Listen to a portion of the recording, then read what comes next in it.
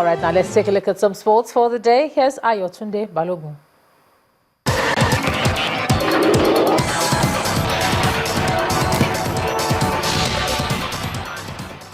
Well, Nigeria's Aaron Okodri has emerged champion of the 2016 IWTF Africa Top 16 Championship held in Khartoum, Sudan. Okodri got the better of his Egyptian nemesis, Omar Assar, by 4 sets to 1.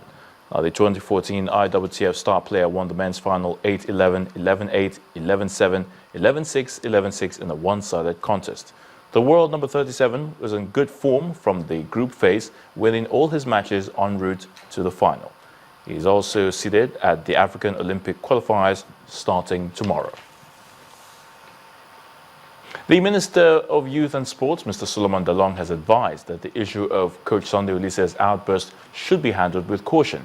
The minister asked the Nigerian Football Federation, the NFF, and the coach to maintain a good working relationship that will lead to success in all upcoming international engagements.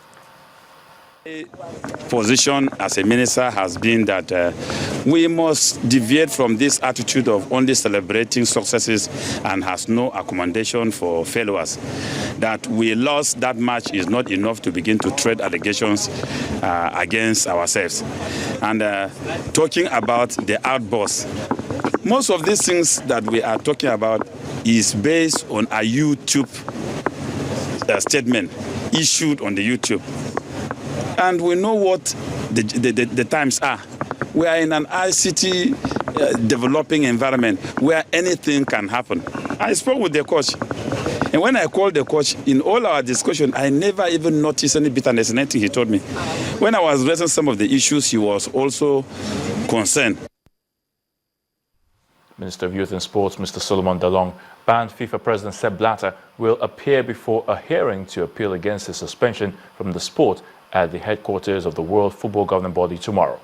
Mr. Blatter and UEFA President Michel Platini, who made his case before FIFA's appeal committee today, were given 8-year bans from the game in December amid the worst corruption scandal in the history of the organization. John Terry has been ruled out of Chelsea's UEFA Champions League game away to PSG Paris Saint-Germain tomorrow. Terry injured a hamstring during Saturday's 5-1 English Premier League home win over Newcastle and has not travelled to France despite training this morning. Now, the Chelsea skipper must now wait for his 700th Chelsea appearance. And that's a wrap at Sports News. Ijoma will be back with the rest of the news at 10.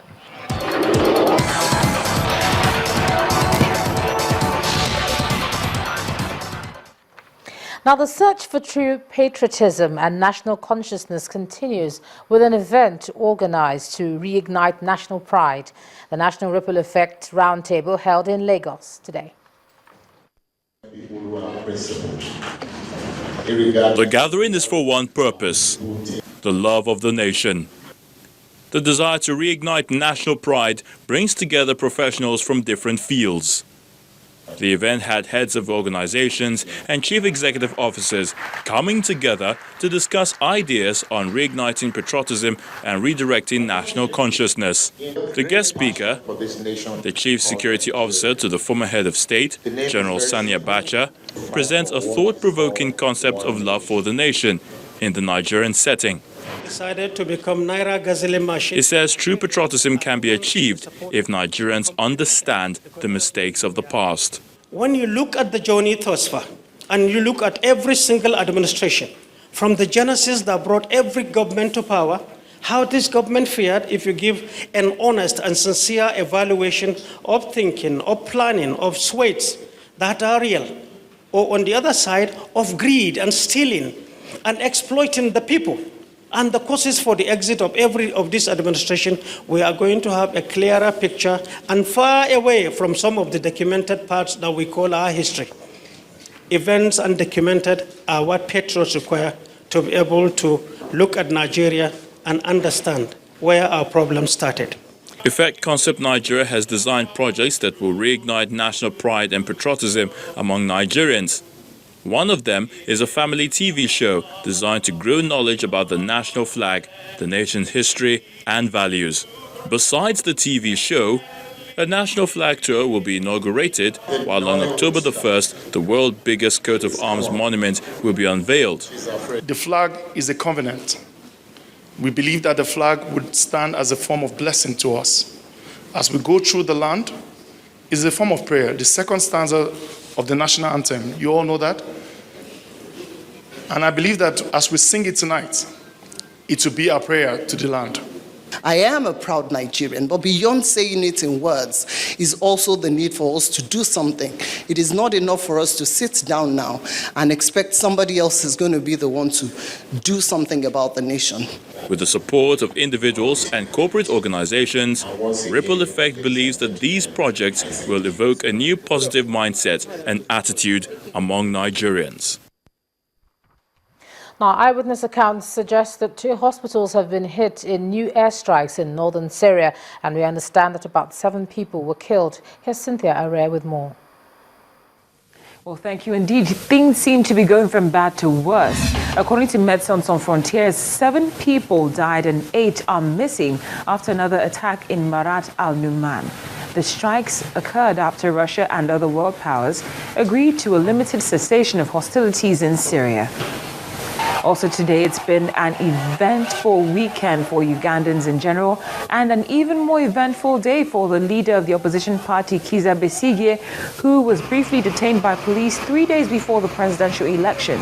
We understand that he was detained for allegedly disobeying traffic rules in the capital, Kampala. Thankfully, he's regained his freedom. Finally, Bujumbura continues to pay the price for President Pierre Nkurunziza's decision to run for a 3rd term. The latest incident occurred near a petrol station where at least 6 people were injured when attackers hurled a grenade there. In a separate development, thousands of Burundian refugees living in Rwanda are fearful about what the future holds for them now that Rwanda has unexpectedly announced plans to relocate them to other countries. That's the foreign news wrap up. The news at 10 continues shortly. Thanks a lot, Cynthia. And on entertainment news tonight, Black Val, a movie by Nollywood actress Iyabo Ojo, premiered in Lagos on Valentine's Day. Here's Maiwa Ogundele with the details. Many thanks, and these are the stories from the entertainment desk. Nollywood actress cum producer Iyabo Ojo led the cast and crew of a new flick, Black Val, to a red carpet premiere in Lagos, southwest Nigeria, over the Valentine's weekend. The movie, which centers around family, love and betrayal, stars Nollywood actors including Desmond Elliott, who also directed the film, Seun Akindele, Belinda Efa, Antalanio, Eniola Badmus, Bukky Wright, and several others. What's wrong with you? Must I back like you? Oh, please! Oh! You're calling me... Oh, my Igbo! Let me!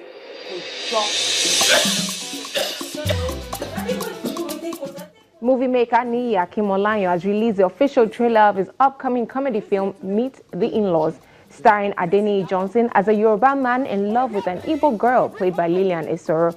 The movie chronicles events following their engagement, which does not go down well with their parents. Meet the In-Laws also stars Kenneth Okolie, Tina Mba, Dele Odule, Ayo Musa, and others.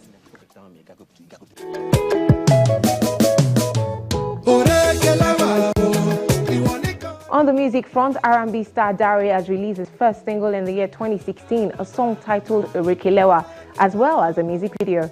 The visual interpretation of the love song, as imagined by Mex, includes cameo appearances by Nollywood actors Victor Lauton, Linda Ejiofor, comic acts Saka and Chigirl.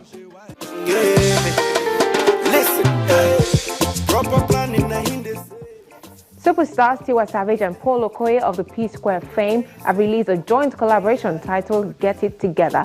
The music video, directed by Clarence Peters, seeks to promote family planning and features popular comedian Gordon.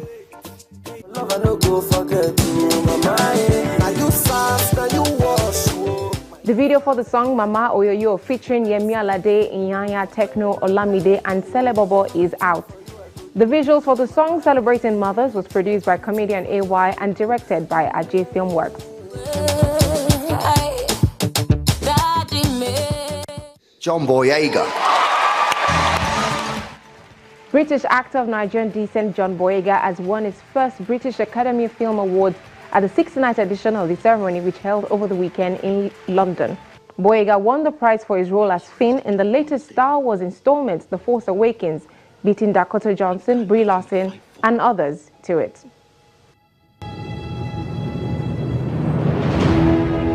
And that's it from us. Thank you so much for watching. Let's head back to the minis. Thanks a lot, Mayawa. And the main news again. The federal government today embarked on massive reorganization of its parastatal's leadership. 26 heads have been removed and a new Director General of the Budget Office has been appointed. He is Mr. Tijani Abdullahi. Also in the news, the House of Representatives Committee has advocated more legislation for procurement processes to save the nation from corruption. And in northern Syria, airstrikes on Médecins Sans Frontières Hospital have left 7 people dead. That's the news at 10 tonight. Thanks a lot for staying with us. I'm Ujoma Kenyato. You have a good night.